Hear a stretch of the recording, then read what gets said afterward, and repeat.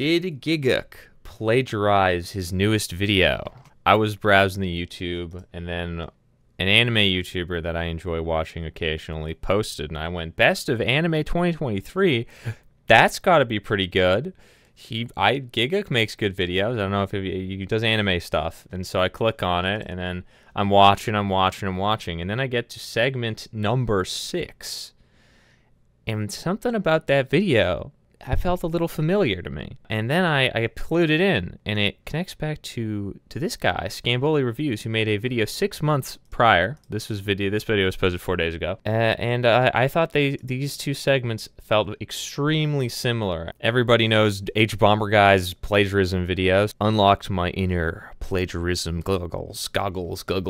I felt like this has some of the marks of the plagiarism or something weird. So I'm going to play the two clips. I'm going to start with Scamboli's description of this show, and then I'm going to play Gigguk's description of the show, and then I want you guys to just kind of think, what was it plagiarism? I feel like Gigguk watched this video and then felt like he couldn't summarize it any better than this guy did, so he just copied the script from it. I don't know. That's my hypothesis. I don't know if that's true.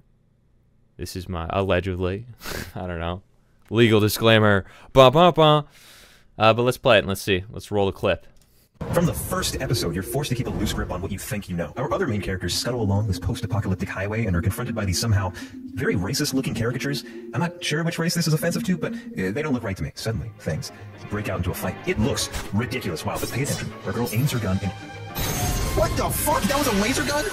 Then, she forces the guys to give her directions and charge her batteries. This scene has tricked us in 3 different ways. First, by making you think she has a normal gun. Once you find out it's all wacky, you go, oh, it's that kind of world. Secondly, she's just threatened these guys with an empty gun. And you could have noticed that because they animated the gun without a battery. But the most subtle was when she hopped on this fence. The gun has a chance to misfire, so she jumped here for an escape if the gun ended up being dead. They don't say that part out loud, and you only piece it together if you rewatch the episode. Let me restate that more simply. This is an anime where the characters don't narrate every fucking thought and action. I like Hell's Paradise a lot, but I think this is what lands these shows on 2 different planets.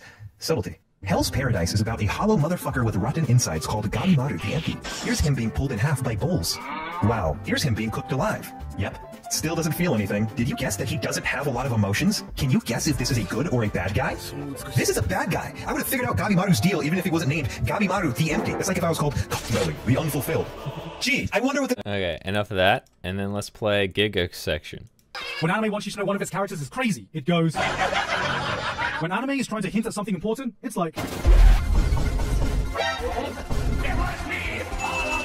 Subtlety in anime is using a chainsaw to dice an onion. But what happens when a show comes along that treats you like you have the IQ that Rick and Morty fans say they do? You get Heavenly Delusion. Here is a show that doesn't take you by the hand and leads you, but leaves you to discover the story on your own. It drops you into this insane world, gives you a hand-drawn scribble of a map, and says, figure it out yourself. It's episode 1. Boom, we see a duo exploring a ruined Tokyo that gets in some kind of altercation with some bandits. Alright, you get the idea. It's some post-apocalyptic world, people are fighting for survival, and Would you look at that? Oh, I am, and I like what I see. What are you ladies doing? you're praying this doesn't have the ugly bastard tag on it. The girl brings out a gun that looks like this, and immediately gears start turning. Wait, is this some sci-fi world shit, or is that a damn Fisher-Price toy, you think? The bandits start attacking anyway, and they fight back, so you're like, ah, okay, maybe she was just bluffing, so this is just a normal world after all. Oh, that's a gun. In a single scene, the show has set up its world, got you asking questions, played with your expectations, answered your question, left you needing more answers, all without directly telling you a goddamn thing. This is Heavenly Delusion for all 13 episodes. I do find it interesting that he makes that comparison about when anime wants to... When anime is trying to hint at something When it's important, trying to hint at something, it's like, blah, blah, blah, which is basically the same thing that he just made at the end, but he reversed the subtlety line. He starts with it about subtlety, but he doesn't say the word subtlety because I think he watched this shot and he was like, I can't say the word subtlety because that would make it look like I'm plagiarizing. And then here he uses the same scene that these guys have. He even makes a joke about these guys. So he uses the same scene to illustrate this point, which, to be fair, you know, there could be some elements of parallel thinking here, but I'm getting the vibe that he watched this. He definitely goes way less in depth in this scene, but it is interesting that out of all the different scenes in this show that he could have talked about, for some reason, he picks this specific one that this guy's already covered and makes the same thing about subtlety that this guy does. On top of that, he makes the same joke about not the same joke, but he makes a joke at the expense of these dudes, which, to be fair, they look ugly. I'm not sure which race this is. This guy makes it about race. Instead, he makes it about porn. The girl brings out a gun that then he highlights like the going. Immediately gears start turning. Wait, is this some sci-fi world shit, or is that a damn... Fisher-Price toy, you think? The bandits start attacking. He makes like a little joke about it. And then, Ridiculous. Wow, but pay attention. Our girl aims her gun and... What the fuck? That was a laser gun? then she forces the... you know, and then it's like, Anyway, he's they got to fight back, focus so on you're the like, gun here. Okay, maybe And she then- was just bluffing, so this is just a normal world after all. Oh, that's a gun.